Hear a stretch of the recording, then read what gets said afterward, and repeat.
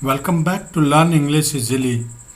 आज दोस्तों हम लोग देखेंगे सिमिलर इंग्लिश वर्ड्स जो दिखने में बिल्कुल ही सेम लगते हैं, सिमिलर लगते हैं, पर उनके बीच में डिफरेंस क्या होता है। आज हम समझने की कोशिश करेंगे इसी चीज़ को। अगर आपको ये वीडियो अच्छा लगे तो लर्न इंग्लिश इजीली चैनल को लाइक करना, शेयर करना और सब्सक्राइब करना बिल्कुल ही मत भूलिएगा। साथ में बेल आइकन जरूर दबा दीजिएगा ताकि जब भी नया वीडियो अपलोड हो तो आप पर नोटिफिकेशन आ सके। दोस्तों, आज का पहला वर्ड रहेगा इफ़ेक्टिव एंड एफिशिएंट। इफ़ेक्टिव और एफिशिएंट में क्या फ़र्क होता है, ये मैं आपको एग्जाम्पल के माध्यम से समझाने की कोशिश करूँगा ताकि कंसेप्ट बिल्कुल क्लियर हो। इसका हिंदी मतलब बता दिया तो आप याद नहीं रख पाएंगे, इसलिए आज मैंने डिफरेंट वे से एग्जाम्पल लेके समझाने की कोशिश की है। आइए देखिए। इफ़ समथिंग इज़ इफ़ेक्टिव, अगर कोई चीज़ इफ़ेक्टिव है, it is good at achieving goals and accomplishing the desired result. कोई चीज़ इफ़ेक्टिव है तो वो अपने उद्देश्य को पूरा करेगा या जो रिज़ल्ट चाहिए उससे वो पूरा होगा। जैसे an effective diet helps you lose weight successfully. अगर आपका डाइट मतलब जो आप खाना खाते हैं वो एक इफ़ेक्टिव डाइट होगा तो आप वेट लॉस करना चाहेंगे तो सक्सेसफुली वेट लॉस कर सकते हैं। तो डिज़ायर्ड रिजल्ट क्या था यहाँ पे, अकॉम्प्लिश क्या करना था, वेट को लूज़ करना था। अब आपका डाइट अगर इफ़ेक्टिव है तो आप क्या करेंगे, अपना वेट लूज़ करेंगे। तो देखिए यहाँ पर इफ़ेक्टिव शब्द का इस्तेमाल हुआ है, एफिशिएंट का नहीं हुआ, क्योंकि यहाँ पर डिज़ायर्ड रिजल्ट मिल रहा है। Effective medicine cures a disease और makes you get better. Effective असरदार दवाई जो होगी वो आपकी बीमारी को ठीक करेगी और आपको अच्छा करेगी। An effective solution successfully resolve the problem. और इफ़ेक्टिव सॉल्यूशन, इफ़ेक्टिव समाधान वो होगा, असरदार समाधान जो किसी समस्या को सॉल्व करेगा, हल करेगा। अब देखिए, इफ़ समथिंग इज़ एफिशिएंट, अगर कोई चीज़ एफिशिएंट है, it work in a way that does not waste resources. संसाधनों को वेस्ट जाया जाने नहीं देगा अगर कोई चीज़ एफिशिएंट होगी तो। देखिए, N efficient machine functions while using a minimum amount of energy. हम इफ़ेक्टिव मशीन नहीं बोल रहे हैं, हम एफिशिएंट मशीन बोल रहे हैं, क्योंकि वो फंक्शन कर रहा है, ईंधन कम पीकर भी ज़्यादा काम कर रहा है, ईंधन का कम इस्तेमाल करके ज़्यादा काम कर रहा है। रिसोर्स क्या था इसमें, ईंधन था, ठीक है। तो आप इसे एफिशिएंट बोलेंगे। An efficient process is one where there are no extra or unnecessary activities. Process होता है जैसे किसी भी कार्य को करने का एक प्रोसेस होता है। तो अगर उस प्रोसेस में, प्रोसेस क्या होता है, प्रणाली बोल लीजिए, ठीक है, उस प्रोसेस में कार्य करने के लिए कोई फालतू की गतिविधियां ना हो, एक्टिविटीज़, तो उसको एफिशिएंट प्रोसेस बोला जाएगा। An efficient worker is someone who does not waste time और एफर्ट। एक एफिशिएंट वर्कर, काम वाला कौन होता है, जो अपने समय की बर्बादी ना करे और अपने एफर्ट को बर्बाद ना करे। देखिए, इफ़ेक्टिव वर्कर और एफिशिएंट वर्कर में फ़र्क आ जाता है। इफ़ेक्टिव वर्कर जो होता है वो बहुत कम समय में अच्छा रिजल्ट दे जाता है। एफिशिएंट वर्कर अपना पूरा समय लेता है तब जाके कहीं रिजल्ट देता है। तो ये डिफरेंस होता है इफ़ेक्टिव और एफिशिएंट में। आइए आगे के वर्ड देखते हैं। Difference between suitable and appropriate. अब इस पर भी हम चर्चा करेंगे ताकि आपको डिफरेंस अच्छे से समझ आ सके। The word suitable describe when something is good to use for a specific purpose. Suitable शब्द हम वहाँ पर इस्तेमाल कर रहे हैं जहाँ पर कोई स्पेसिफिक पर्पस के लिए चीज़ का इस्तेमाल किया जाता है, अच्छे के लिए। A winter coat is suitable for keeping you warm. A light jacket is not suitable. अगर सर्दी ज़्यादा पड़ी है तो विंटर का जो जैकेट, सर्दी का जो कोट होगा, वो आपको वार्म रखने के लिए, गर्म रखने के लिए सूटेबल है, ना कि हल्का जैकेट सूटेबल होगा।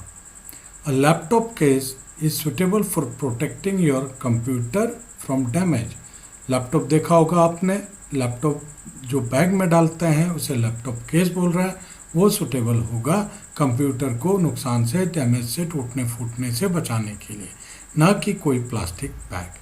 तो जहाँ पर एक स्पेसिफिक पर्पज़ है और उसे इस्तेमाल करके, किसी चीज़ को इस्तेमाल करके उस स्पेसिफिक पर्पज़ का अच्छा नतीजा निकल रहा है, तो आप सुटेबल वर्ड लगाएंगे।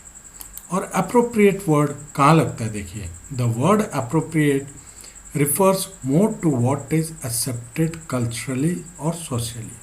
मतलब अप्रोप्रिएट वर्ड वहाँ पर लगता है जहाँ पर समाज में आप ये बोलते हैं कि ये सामाजिक तौर पर या हमारी संस्कृति के तौर पर चीज़ों को एक्सेप्ट किया जाता है, अपनाया जाता है। ठीक है। Nice clothes are appropriate for a job interview, a swim suit is not appropriate. तो यहाँ पर देखिए हमने सुटेबल शब्द इस्तेमाल नहीं किया है, क्योंकि ये सामाजिक तौर की बात है कि अच्छे कपड़े पहनकर इंटरव्यू में जाने चाहिए, ना कि स्विमिंग वाले सूट पहन के आप इंटरव्यू में चले गए। अ swim suit is not appropriate. तो अब इससे आपको बिल्कुल अच्छे से याद हो जाएगा ना, swim suit is not appropriate बोल रहा हूँ मैं।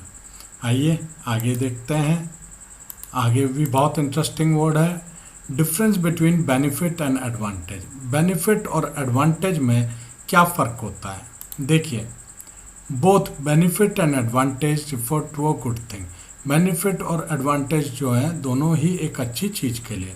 Benefit be both a noun, a good thing and a verb, get good things और बी हेल्प। बेनिफिट को आप नाउन की तरह भी और वर्ब की तरह भी इस्तेमाल कर सकते हैं। The only slight difference is that advantage is something used in the sense of comparison with something else. Advantage में हम लोग कंपैरिजन करते हैं किसी दूसरे चीज़ से, तुलना की जाती है। जब एडवांटेज लग रहा है सेंटेंस में तो आप तुलना कर रहे होते हैं उस वाक्य में। Being better than something else, मतलब किसी एक चीज़ से दूसरी चीज़ ज़्यादा अच्छी हो। लाइक अब एग्जाम्पल से समझाने की कोशिश करूंगा मैं आपको। Exercising regularly has many benefits. अगर रेगुलर एक्सरसाइज करते हैं तो उसके कई फ़ायदे होते हैं। All the students will benefit from the new text book. सारे स्टूडेंट्स को नए पुस्तक से फ़ायदा होगा। Here benefit is being used as a verb, meaning the student experience will be better. यहाँ पे हम बेनिफिट को कैसे इस्तेमाल कर रहे हैं? वर्ब की तरह, क्रिया की तरह। इसका मतलब ये हो गया कि बच्चों का जो एक्सपीरियंस होगा, स्टूडेंट्स का जो एक्सपीरियंस होगा वो बेटर होगा। One advantage of studying online is that you don't need to drive to school. अब इस एग्जाम्पल से देखिए, हमने एडवांटेज, पढ़ाई के एडवांटेज, ऑनलाइन पढ़ाई का एडवांटेज डिस्कस कर रहे हैं। तो मतलब हम यहाँ पे कंपैरिजन कर रहे हैं कि स्कूल में जाके पढ़ना, एक ऑनलाइन पढ़ना, जैसे आप पढ़ रहे हैं। तो उसका ये एडवांटेज है कि आपको स्कूल तक जाना नहीं पड़ता, आप घर बैठे बैठे ऑनलाइन पढ़ सकते हैं। तो यहाँ पे बेनिफिट नहीं हो रहा है, यहाँ पे कंपैरिजन हो रहा है। Comparing studying online to studying in a school. ये लगा लीजिए कि जैसे आप लर्न इंग्लिश इजीली चैनल के यूट्यूब चैनल से आप पढ़ रहे हैं इंग्लिश, तो ये आपको बेनिफिट है, क्योंकि आप जिस लोकेशन में भी बैठे हैं वहाँ से आप पढ़ रहे हैं, आपको मेरे इंस्टीट्यूट तक आना नहीं पड़ रहा है पढ़ने के लिए। तो ये बेनिफिट है इसका। तो आप कैसे बोल सकते हैं? Advantage of studying in YouTube channel learn English easily is that you don't need to drive to the institute, right? ऐसे भी आप बोल सकते हैं। देखिए, ये चीज़ डिफरेंस होता है, यहाँ पे कंपैरिजन हो रहा है। Being tall is an advantage in a basketball. अब यहाँ पर बास्केटबॉल खेलते हुए लंबे होने का बेनिफिट का बात कर रहा है, इसलिए एडवांटेज लग रहा है। बेनिफिट फ़ायदा है तो दोनों का मतलब सेम ही। क्यों फ़ायदा हो रहा है? क्योंकि यहाँ पर कंपैरिजन हो रहा है कि यहाँ पर जो लंबा होगा उसे शॉर्ट प्लेयर के हिसाब से एडवांटेज मिलेगा खेलने में। बास्केटबॉल में ऊंचाई होनी चाहिए ना बंदे की, जब खेलता है तो अच्छे से बास्केट कर पाता है लंबा आदमी। आगे आइए देखिए, अब ये कुछ नया मैंने स्टार्ट किया हुआ है आप लोगों के लिए समझाने के लिए, ताकि ज़्यादा लंबा और बोरिंग सेशन ना हो।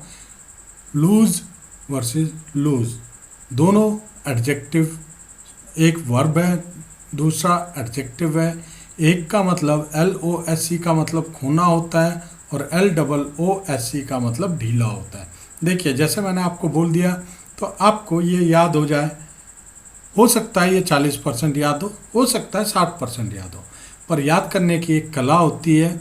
आपने सुना होगा पढ़ा हुआ कम याद होता है, सुना हुआ ज़्यादा याद होता है, और देखा और सुना हुआ तो कई ज़्यादा याद होता है। इसलिए ये आपके लिए लेके आया हूँ। ये है लूज, इसने मैच हार लिया, मैच खो लिया, इसने जीता नहीं, तो इसका मतलब ये होता है। और ये जीन्स इस महिला को लूज है, ढीली है या ढीला है। तो अगर आप ऐसे कंपेयर करेंगे, देखिए LOOSE लूज माने ढीला और लूज माने खोना। आप जिंदगी भर नहीं भूलेंगे इस बात को। आगे देखिए, डिफरेंस बिटवीन फर्दर और फार्दर। एक फर्दर का मतलब होता है एडजेक्टिव की तरफ भी आप इस्तेमाल करते हैं, एडवर्ब की तरफ भी, के अलावा और ये भी इन एडिशन टू जिसे बोलते हैं। फार्दर होता है दूरी। अब देखिए फर्दर, ये आदमी इस व्यक्ति को बता रहा है कि इसके अलावा ये भी है, ये भी है, ये भी है, ये कार्य है हमारे, ठीक है। और ये लड़की, ये महिला दूरबीन से दूर देख रही है, यानी फार्दर देख रही है। अब आप बोलेंगे नहीं इस चीज़ को, फर्दर के अलावा और ये भी, फार्दर दूर। आइए आगे देखते हैं। डिसइंटरेस्टेड और अनइंटरेस्टेड, दोनों वर्ड में बहुत लोग कंफ्यूज होते हैं, प्लीज़ कंफ्यूज मत होइएगा। डिसइंटरेस्टेड होता है स्वार्थ रहित, अनइंटरेस्टेड होता है रुचिहीन या उदासीन। देखिए आपको समझाने के लिए मैं लेके आया हूँ, ये जज साहब बैठे हुए हैं, ये डिसइंटरेस्टेड हैं।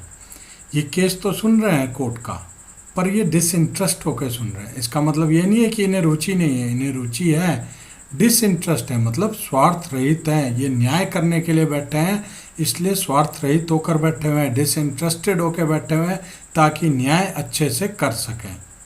और ये जनाब जो कुर्सी में बैठे हुए हैं पाँव को मेज के ऊपर करके, ये और इन्हें इनका सेक्रेटरी कुछ बता रहा है, ये इसकी बात को सुनने में अनइंटरेस्टेड है, इन्हें रुचि नहीं आ रही, उदासीन बैठे हुए हैं, इन्हें कोई मतलब नहीं है। तो देखिए लीजिए इस फोटो के माध्यम से आप कितने अच्छे से डिसइंटरेस्टेड जज साहब को याद कर लीजिए और अनइंटरेस्टेड इन महोदय को याद कर लीजिए। आप जीवन भर इन दो शब्दों का मतलब नहीं भूल पाएंगे।